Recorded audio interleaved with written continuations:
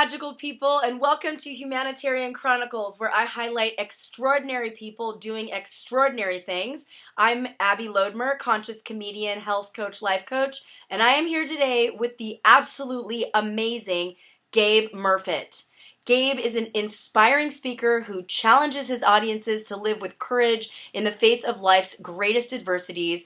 Even though you can't tell right now with this handsome mug in your face, Gabe was actually born with 3-inch arms and standing a little over 3 feet high, and he lives out his message courageously, sharing his experiences and reaching deep into the hearts of those who hear him speak. His uplifting story has been featured on The Oprah Show, Good Morning America, local news stations, across the country, in auditoriums, in schools, everywhere where I met him.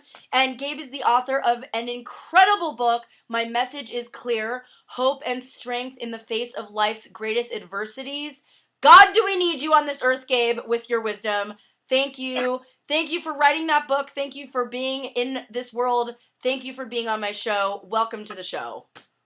Yeah, thank you for having me. I'm excited to hang out with you and everybody else that's watching, and yeah, it's going to be a good time. Yay! Oh, see? You're so incredible. You're so positive and amazing. I just love your attitude, honestly. I saw you live. We met when we were both presenting on the same stage at an Albert Mensa event.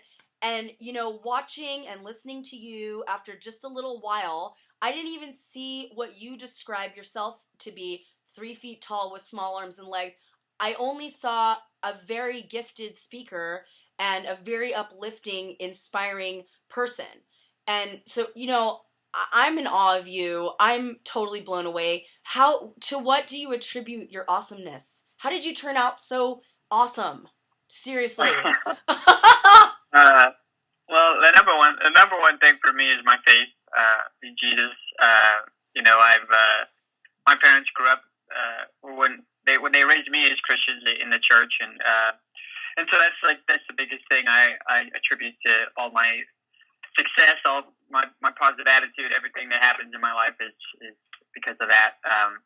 And then the second thing I say is my parents. You know, they have been people that, you know, have seen me struggle and seen me in my worst, but they are always there. They're always, they're for me, they're really the best parents ever. I know they're my only parents, and I'm being biased, but it's the truth. I mean, I wouldn't have been able to be where I am without them, and as long as my older brother, who's 3 years older than I am, and he's the same way. You know, he'd always push me. He always helped me be as normal as I possibly could, given the circumstances I was in. Exactly, right. with air quotes, but you know, he always just pushed me and you know, helped me become as independent as I possibly can be. You know, everybody, you know, my friends, and pretty much there's not enough time and not enough time in the world to thank every single person and acknowledge every single person that is involved in the last 27 years of my life to get me to where I'm at and to continue to propel me forward. So, yeah. That is so beautiful. I love that you have such strong faith. I loved your book. It made me laugh. It made me cry. It touched my heart. I have it right here. Gabe Murfitt with Gigi Divine Murfitt, his amazing, incredible mother, who I had the privilege and honor of meeting, and your beautiful father, and your beautiful Ruth, who we'll talk about. But I love this book, and you do talk a lot about faith, and you do talk a lot about your supportive family. I think I'm just so happy to hear that you had that, because even for people who were born with longer arms and legs than you know, and longer torsos, I always ask, how did you survive childhood? I ask that of everyone. I ask that of myself. I had such a hard time growing up, and I didn't feel accepted. I didn't feel like I fit in, and I just think it's so important to have that touchstone: God, family, encouragement. You know, I loved reading that in your book. And yes, having met and heard you speak and being so deeply impressed by you and your presence, I will say it is so much larger and more commanding than most people of any height or any arm and leg length. And I see you as the motivational giant that you are. So it comes as no surprise to me that you have attracted the affection of a woman who is much taller and has longer arms and legs than you. And I don't even like to say disabled. I know you say that, but I say differently abled. And I'd love for you to tell us about your romance, your lady in your life. Yeah. So I'll kind of give you this whole story is just kind of cool because about 3, maybe 4 years ago, I kind of came to this conclusion that I would never get married for, just because of past relationships. It just never worked out. My situation, I just kind of got discouraged. And so I just kind of had this thought, I'm just never going to get married. It's not a fun conclusion to come to, but, something I can deal with and, not worry about anymore and focus on other things. Not about maybe 2 months after that, I met this young lady I was speaking at a church conference, and she came in. Her and her mom came and heard me speak, and her and I talked at the conference. No, just to talk to each other. No romantic feelings or anything like that at the beginning. And then she went home, and we just started talking, and it was just really cool because I finally felt like I had found somebody that would see me for who I was, and not my disability, and not the fact that I some of the things that a typical relationship might look like. She really wasn't caring about those things. So I was like, okay, maybe this girl is kind of the real deal, and we went on our first date to a Mariners game, and I remember her brother was getting all upset about the people staring at me.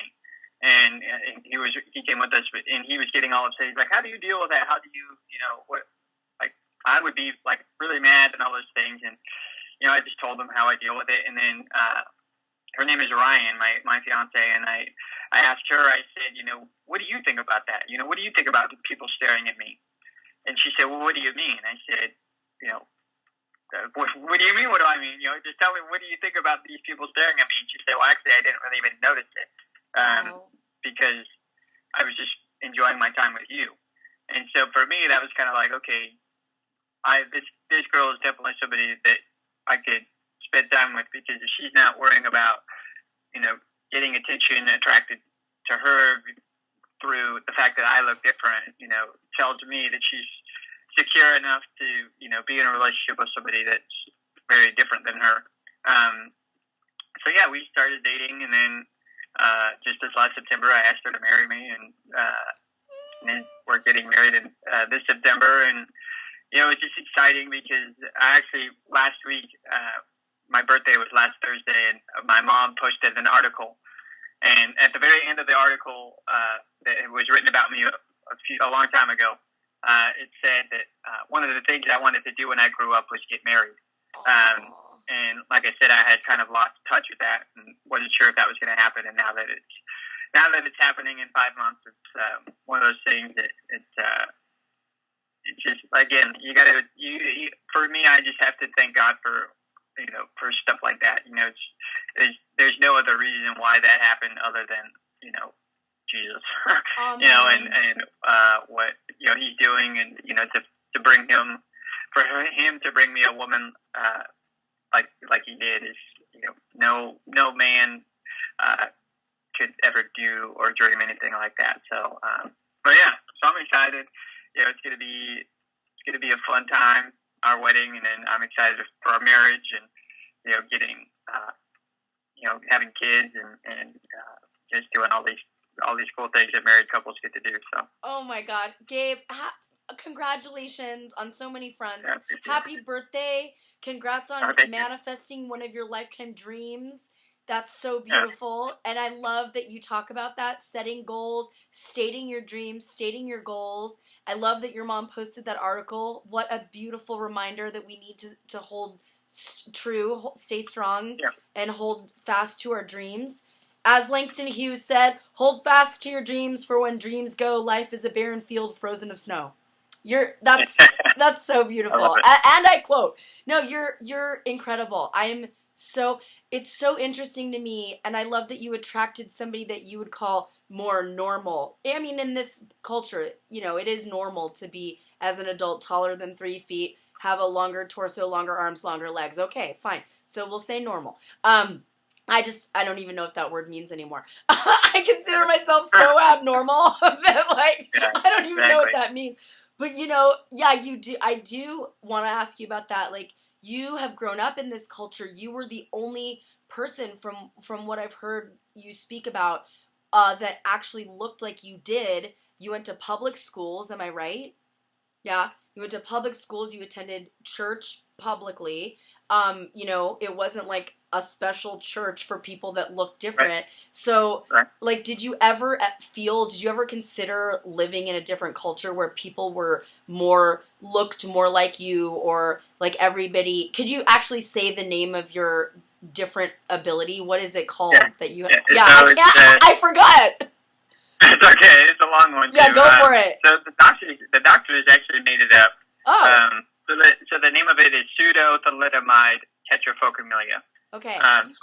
And if you break that down, the word pseudo means like. So not it's not exactly that, but it looks like something. Okay. Thalidomide was a drug women used to take in the World War II era for morning sickness, and a lot of the women who took that drug, their babies looked a lot like me, and so that's like a thalidomide baby, and a tetra means four, and phocamelia means deformed limbs, so four deformed limbs. Interesting. So that's kind of the explanation of what my disability is. But to your point of, you know, growing up basically in the public eye, so to speak, you know, it's something that, you know, it's one of those, I don't know, it's hard to put an exact like explanation on it for me, but I guess the best way I can describe it is just, you know, at times I hated it and at times I loved it. You know, at times it was great that I got to go out and have friends and you know, get to experience a lot of things that people in my situation may not get to experience because I have family, because I have friends that, you know, don't see my disability. They see me as Gabe Murfitt, and, you know, I just happen to be a little bit shorter than them. That's pretty much how the way they see it. Right. And then on the other side, you know, and I still deal with this today. You know, there are times where I just don't want to be out there. I don't want to be in the, you know, in the public. You know, people will stare at me. They'll say things to me. You know, I've got kids that'll, you know, put their arms in their shirt. So, you know, whatever. I mean, you know, all I can, you know, describe more and more things. And it's just, for me, it's about, you know, why am I here? You know, why do I do what I do? I'm not here to just be here. I'm here to, you know, tell people my story and to, you know, encourage people and help them overcome and help them achieve their goals and their dreams. And so that when I think about it like that, that always trumps the, you know, not wanting to go out, not wanting to, you know, isolate myself. Because that's what I tried to do when I was like in high school. I tried to isolate myself from it. And I thought, oh, it would work. You know, nobody would make fun of me. But, you know, in the end, you know, I became lonely. And, you know, I'll tell people this, you know, for me, being lonely was harder than having an actual disability. Oh my God! You know, I mean, there are people that could, you know, be 6'4" and, you know, run, jump, and do all these things. But if they're lonely, you know, what's that? You know, they're not putting that to use. And so, you know, that was just the thing, is isolating myself. I never worked, and so, you know, it was all about just going out there and sharing what I had to say, sharing what, you know, educating people and all these things. And like I said, I still have my bad days. I still, you know, at 27 years old, there are times where I go out and I get upset and I get, you know, I get to a point where, you know, I want to leave somewhere because it's just upsetting and frustrating.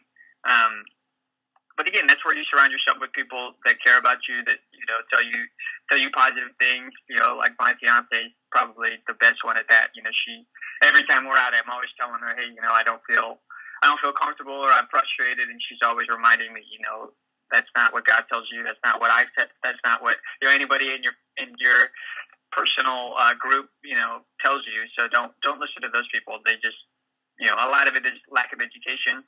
Yes. And some of it is just they just don't have common sense to know that I have feelings. And so, yeah, it's just, one of those things. It's a daily. I think it's a daily thing. I got to get up and tell myself, okay, this is why we do what we do. Let's get up and go change the world. Oh my God, you're so inspiring!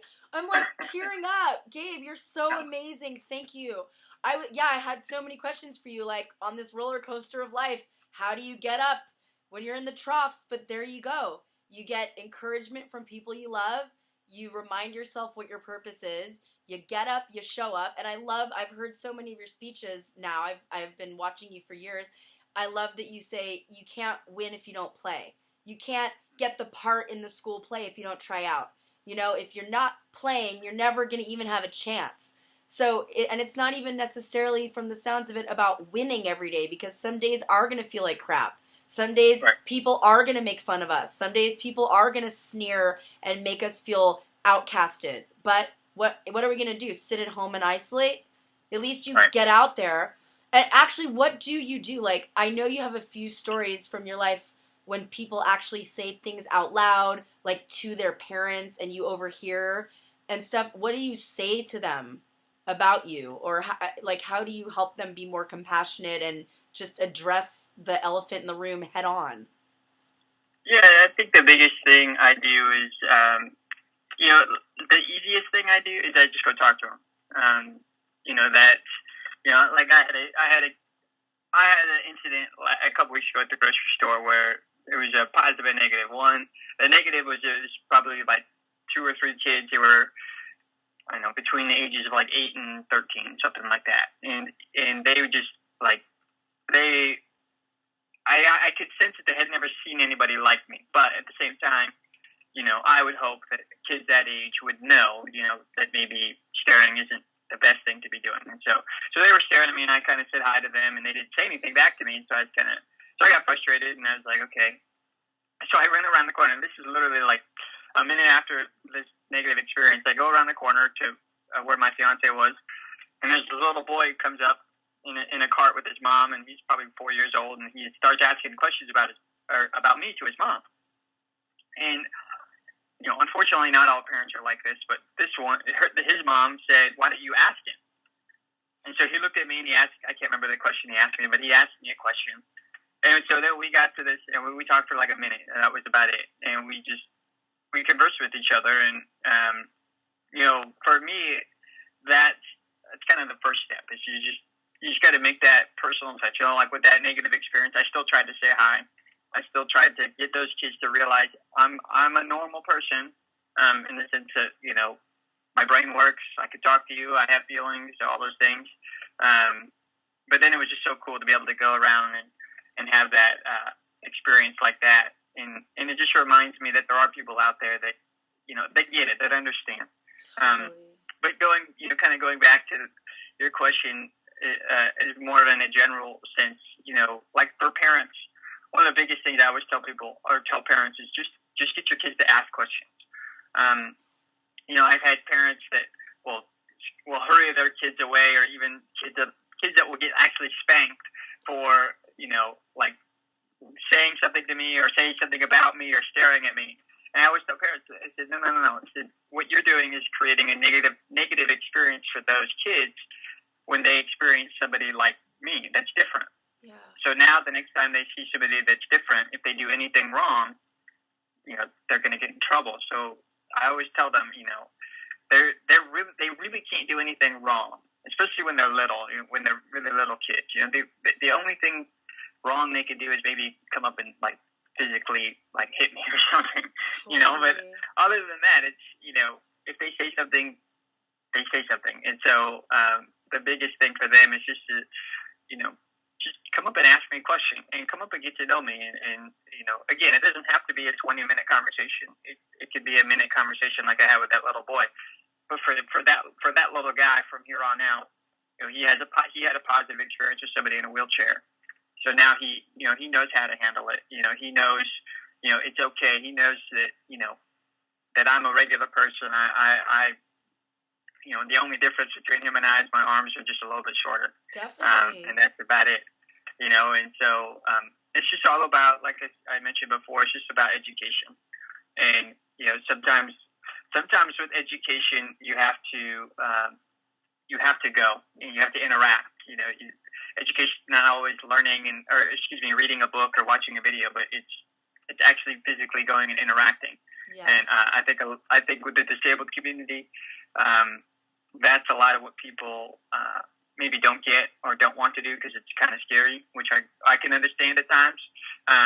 But it's just about going out there, putting yourself out there, and just asking questions, because majority of the people that are different we're not gonna bite you. Unfortunately, there are some people out there that may not like it as much, but right. I'd say 90% of the people that are quote unquote disabled love it when people come up and ask us questions and interact with us, because I'm just as normal as you are. Just like I said, only difference between me and most people watching and most people I interact with is I'm 3'4" and they're not.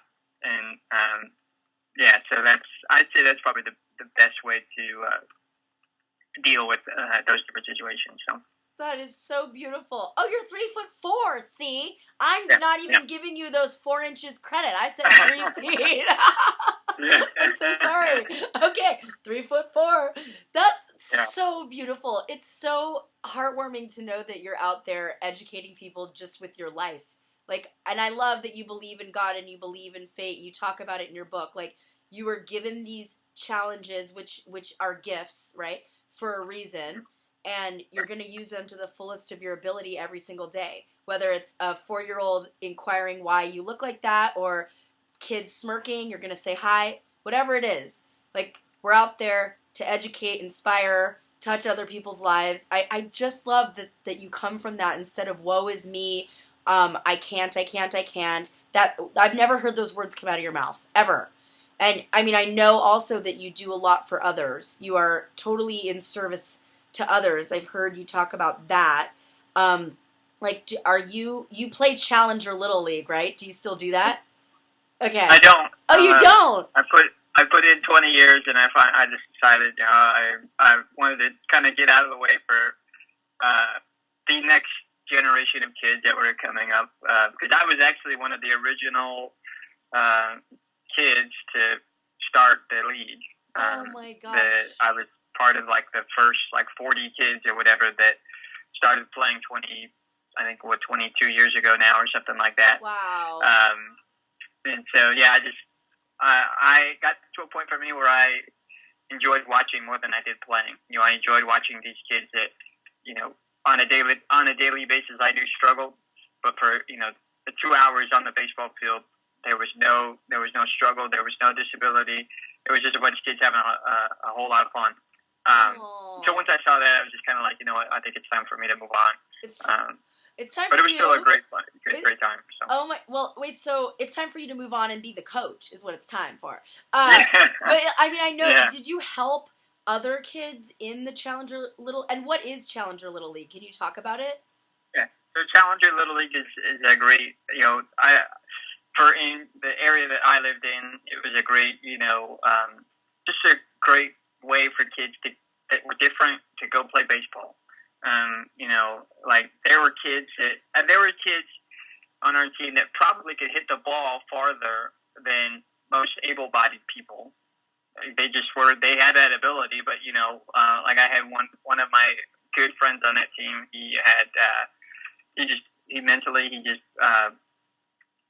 I don't know the best way to describe it, but he just wasn't, he's about 27, and, he was at the level about, elementary school student. Mm-hmm. And so, but physically, he was complete, like I said, he hit home runs like you could not believe. Oh my gosh. And so anyway, so it was just a great way for kids to get together to encourage each other, but also to just get away from the world for 2 hours. I'm serious.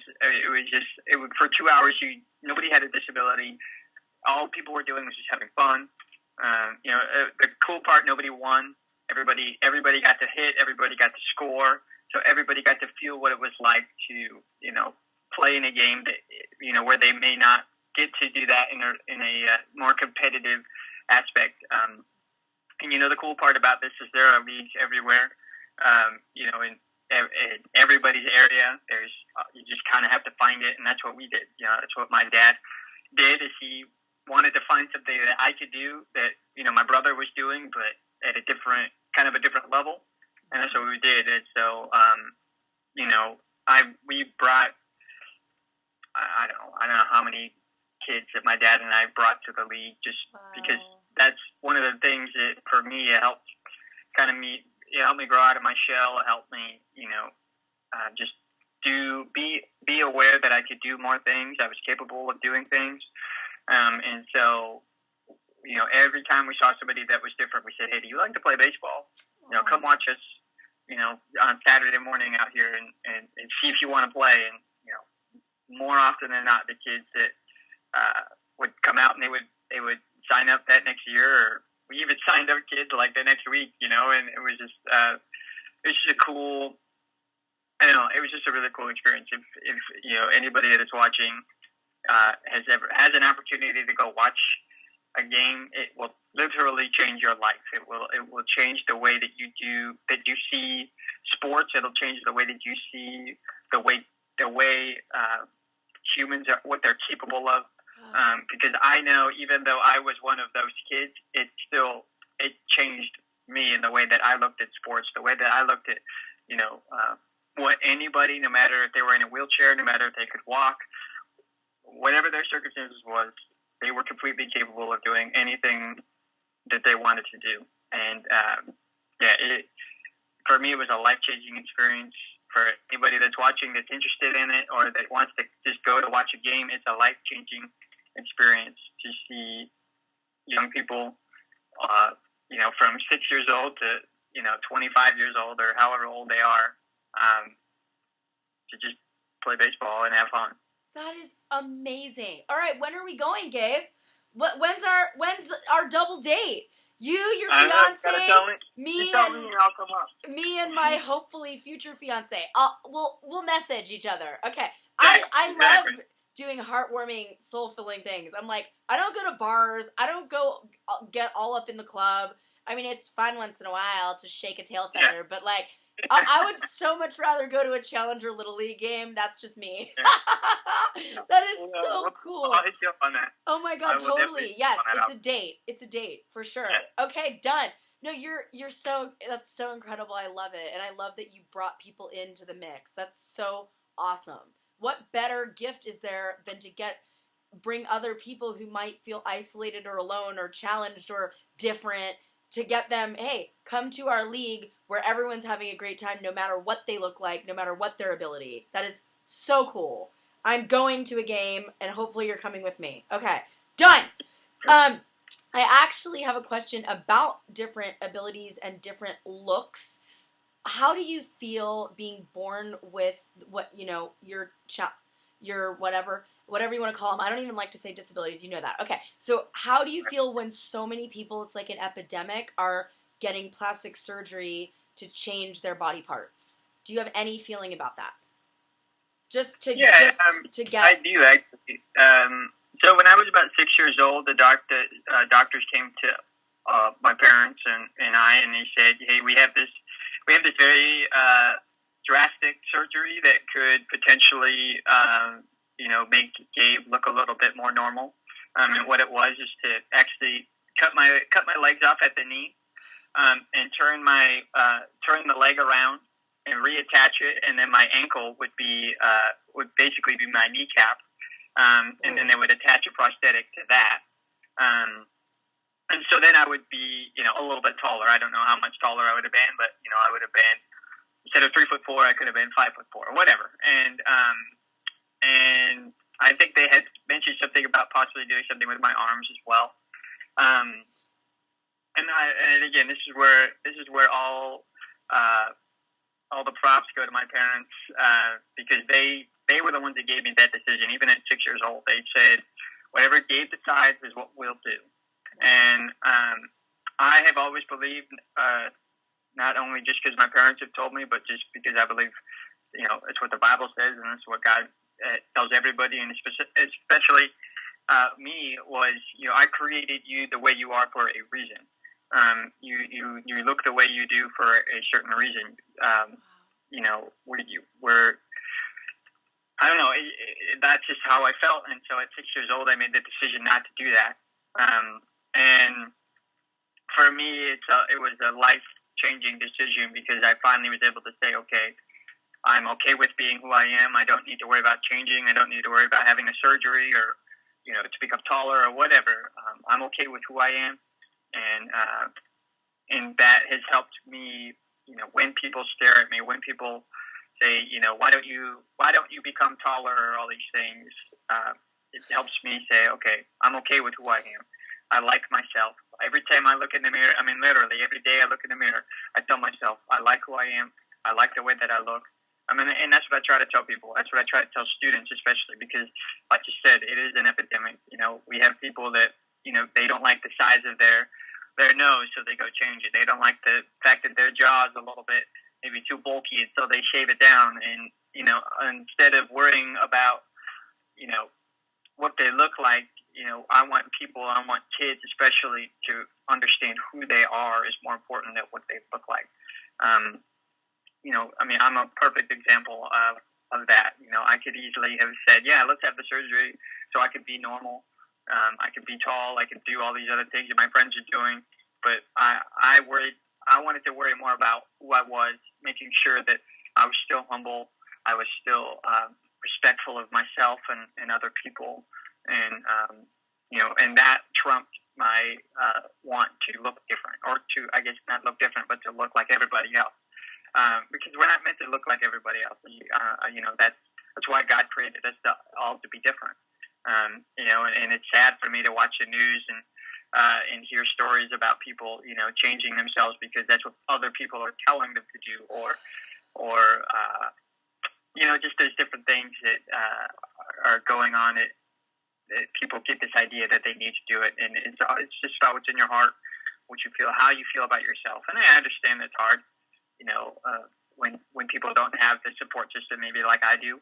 But like I said, that thing I do in the mirror every day, if I didn't have that my support system that I do, I have that, and that gets me through the day every day, is to be able to just tell myself that. And so, yeah, that's one of the things I'm always trying to tell students and adults. It's just, it doesn't matter what you look like. It always matters who you are, what God called you to do, what God created you to do. And, once you realize that, you can run with it, and you can, really have a big impact on the world. Amen, babe. Well, it doesn't hurt that you're handsome, honey. Doesn't hurt that you're so good looking. Okay? You don't even know what the people who want nose jobs are talking about, because you don't need one. But that's the point. Nobody needs one. Self-acceptance is what Gabe promotes in a major, major, deep, deep way. I love that you stand for that, Gabe. And I remember, I still do this to this day. Whenever I hear of one of my friends, usually it's a boob job, wanting to get a boob job, I'm from LA, so there you go. I'm like, why don't you spend those tens of thousands of dollars that you're going to be paying off for the next 7 years in payments on really amazing psychotherapy to see why you think you need to put a foreign object under your chest to be accepted and to love yourself and to feel more feminine? Why don't you get really good therapy? You could get amazing therapy that would actually help you do your purpose more, help you love yourself and others more, make for a really great foundation for a great marriage more, and great parenting. Like, spend that $10,000 on therapy, Exactly. Like, why? Why? Don't even get me started on boob jobs. Wait, I just started it myself. But anyway, yeah, it's like, come on. So thank you for carrying the torch for that, for self-acceptance and loving ourselves, and even just accepting ourselves the way we were created. Self-love is hard, real hard. But let's just start with self-acceptance. And it helps that you have faith. I love, we all need to have faith in something, whether it's in ourselves or our abilities or developing those abilities. And yeah, I want to talk actually about, you went to the Challenger Little League, which gave you confidence to play normal baseball later on. And I love that story. I don't know if it was the Challenger Little League that gave you that confidence, but I know that at some point in your life when you were older, you wanted to play basketball with people that were taller than you. and, Yeah. had a longer arm to shoot further. How did you engage in that? Yeah, that's, when I was little, I had this, I just, again, it's something my parents instilled in me and something my brother instilled in me. I still am a very competitive person, but when I was little, I was very competitive. I wanted to do anything and everything to be competitive, and then when I was able to do that, I wanted to win at all costs. And I'm a huge sports fan. My dad, he raised both my brother and I to love anything sports. And basketball has always been a fun sport for me because it's indoors. And cool. You don't get rained on. Yeah. Seattle. And, yeah. Exactly. Mm-hmm. For me, especially for me being on the floor or always on the ground, if we ever played in grass, I would always get wet or anything like that, or the dirt, I would always get muddy. So the basketball floor was always something where I wouldn't, I would get dirty, but it wouldn't be something where I would be uncomfortable where I couldn't play. So best reason ever to play a sport. Exactly. I love that. So I was in seventh grade at my junior high school, and I asked my parents. I said, "Hey, I'm interested in playing basketball. What do you guys think?" And that, as much as my parents love me, they're also realistic at times. They also they don't want me to fail in the sense that if they see me kind of going somewhere that probably could end up in failure, they kind of want to redirect me a little bit. And I think at that time, they kind of saw that, basketball is for people that have height. Basketball is for people that, are more athletic, that can shoot the ball and all these things. And so I think, in their just unsure of how the situation was going to go, they were kind of like, well, I don't know. But they did say, well, let's just ask the school. Let's ask the coach. Let's see what he says. And so we went and had a meeting with the coach in the school, and everybody was on board with it, which I was kind of shocked by because I was kind of expecting them to say no. Wow. And so I got to play for a couple of games in my 7th grade year, and then I tried out again in my 8th grade year. And everybody was accepting of it. And, I played 2 minutes of every quarter at the end of the quarter. So I got to play. There wasn't like, I wasn't the team manager. I actually got to go out there on the court, and I got to dribble the ball and pass it. And I'd say probably the coolest experience of that was not my teammates, but the teams that we played. That were, you took 8th grade boys who, at that time they're changing, they're growing up, they're at a very competitive level as well. That were able to, for 2 minutes, turn that off and allow me to do what I wanted to do.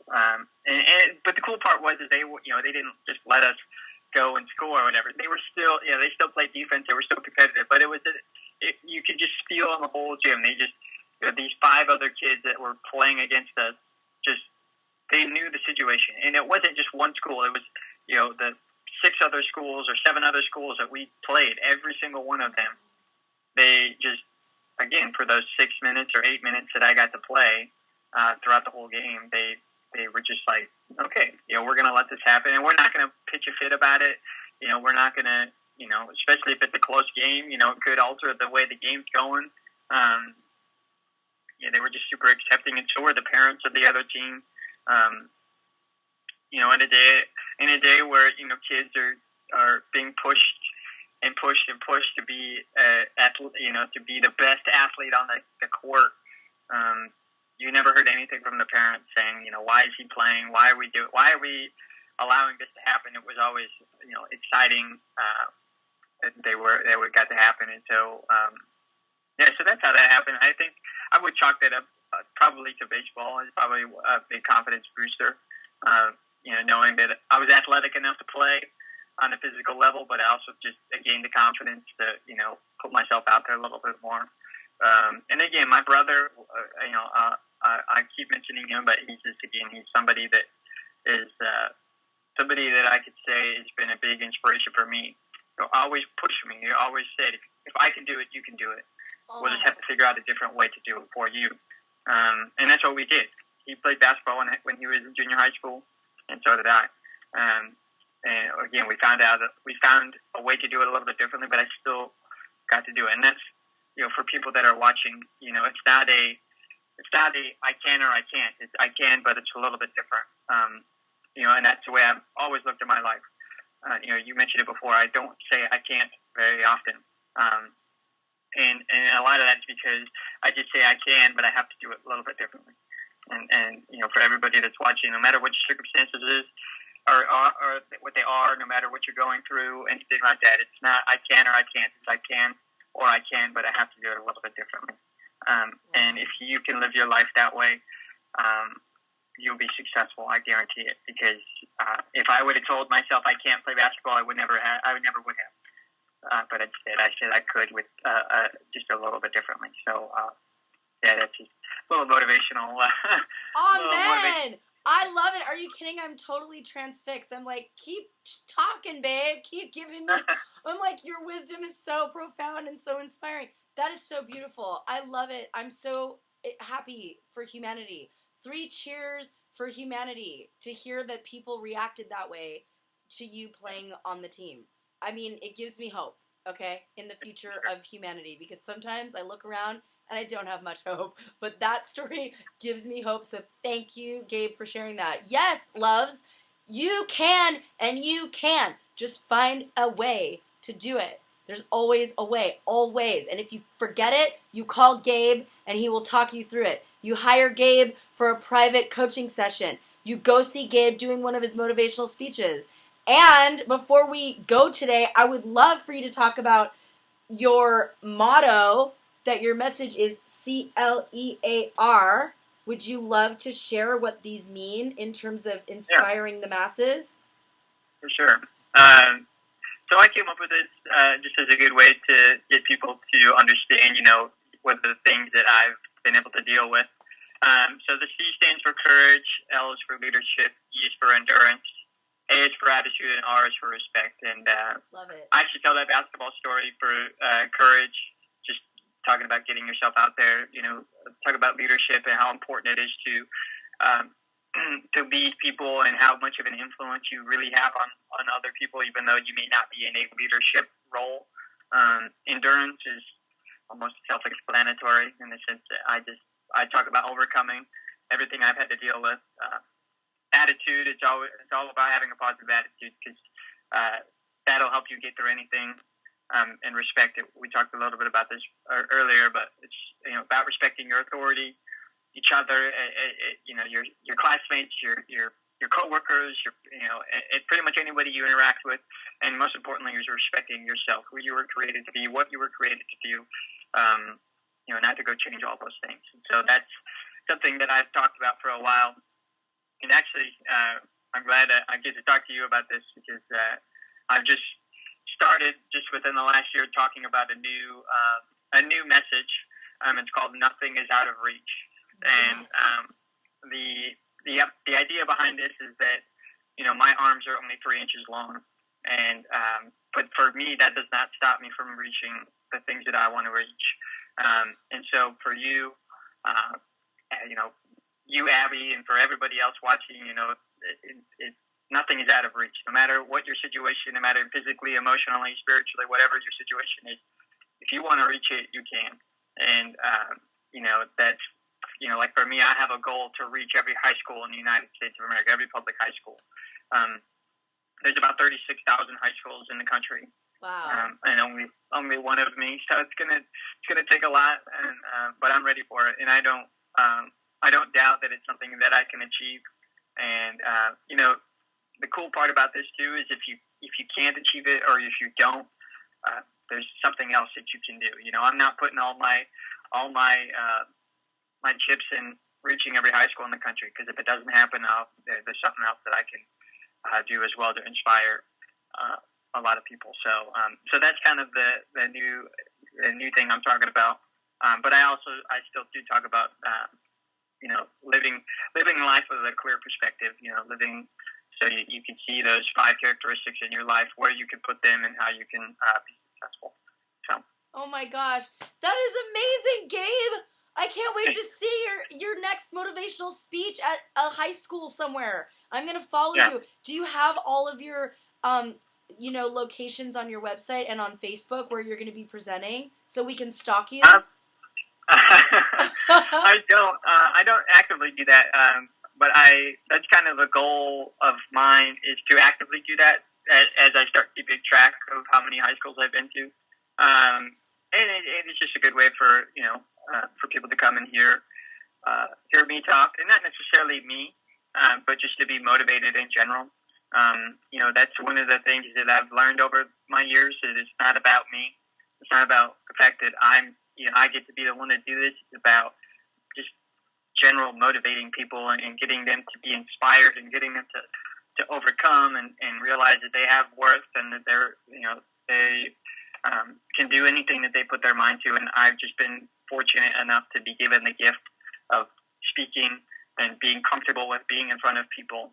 And so this is, in no way, or for me, yes, I love people coming and hear me talk, but just go out and hear somebody to be motivated. I think that's an important thing for people to hear. It's just important to be motivated. It's always important to listen to people, whether it's me or other people. So yeah. Amen, babe. Who are your heroes? Who do you love listening to? My pastor, Judah Smith, he's probably one of the more dynamic speakers I've ever heard. What church? It's called the City Church. It's in Kirkland. Wow. We have a couple of different campuses throughout. There's one in Los Angeles. There's one in Guadalajara, Mexico. There's a couple in the Seattle area as well. But he is somebody that has faith like I've never seen before. And so it's somebody that, I really like to not only live kind of my life like him, but also I kind of take some of the way he talks and the way he speaks and put it into what I do. And so he's had a big influence on that. And, I've told him that a couple of times, but I mean, he's so big that, it's just cool to see him, motivating, just, like in that aspect. So he's a big one. My brother is probably, somebody that, I don't know. I can't talk enough about my brother. I can't say enough about what he's done, what he's continuing to do for me. Not only as a person, but as a man. He's married and has 3 kids. So he's setting the he's setting the tone for me as far as what it's like to be not just to be a brother, but what it's like to be a husband and a father. And that's the same thing for my dad.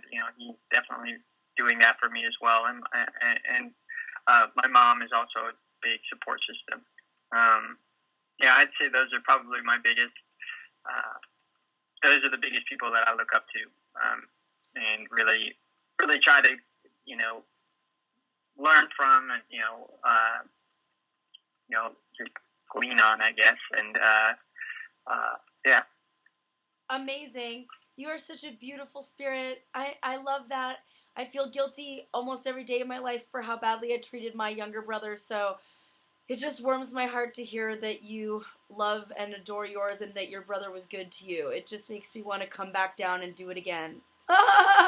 No, I'm good to him now, and we love each other now, and he's one of my touchstones and my heroes and my best friends, and he when I like call him crying, like in a moment of, I'm so sorry I tortured you, he's like, I don't even remember it. Forgive yourself. I love you. We're besties. Let's move on. And I'm just like, oh God, I wish I was like your brother, Zane, right? Yep, Zane. Yep. I wish I was more like Zane to Zach, my brother. But no, it's so heartwarming to hear you speak, Gabe. I love what you're sharing with the world. I'm so grateful for you. You've inspired my life. I've loaned this book to countless friends and family members. You've inspired so many people in my circle, and I hope that you inspire many, many more through this video. Get Gabe's book. It's so touching. It's so inspiring. And what I love most is that you have been through so many trials and tribulations and challenges, and you're constantly focused on your triumphs. You're constantly talking about what you've overcome and what you've transcended, and you don't stay stuck in the mud. And if you do, it's to talk about a point. and like, you know what? I went through this. I experienced this. This happened to me. I felt this way. And guess what? I overcame it, and so can you. And it is just, you are a light unto the nations, my friend. You are a bright light. How can we get a hold of you? How can we find you? So main thing is my website, just GabeMurfitt.com. But I'm on Instagram, Facebook, Twitter, Snapchat, all those different social media outlets, and they're all just my first and last name, Gabe Murfitt. And the cool part about me is I always tell kids this: I'm a little bit of a different motivational speaker. I don't just go into your school and leave and go on to the next one. I really try to tell kids and even people that are watching, I care about you. I care about every single person that I come in contact with, because I know what it's like to be alone. I know what it's like to feel like there's nobody else around. And so if you're feeling like that, you got one person that cares about you, and that's me. And so, I always encourage kids. I always encourage anybody and everybody to reach out to me. And that's one of the things that I've had people tell me, "Oh, you're crazy. You're going to get thousands of people messaging you." And I say, well, if I can take the time and do it, it's worth it, because again, those people, those kids know that there's somebody out there that really legitimately cares about them. And so that's what I try to do. So anytime I hand out my social media or my website, I always tell people it's okay to contact me. So please do. Please reach out to me if you have any questions, or if you just want to say hi, or if you're struggling with something. Please feel more than welcome to reach out to me, and I'll show you pictures of my wonderful dog, Ruth, and so like I said, that's the best ways to get a hold of me. But Gabe is accessible and open-hearted. Please reach out. I will reach out to you in my times of trials and tribulations, Gabe. I wish I knew this 2 nights ago. I was having such a hard time.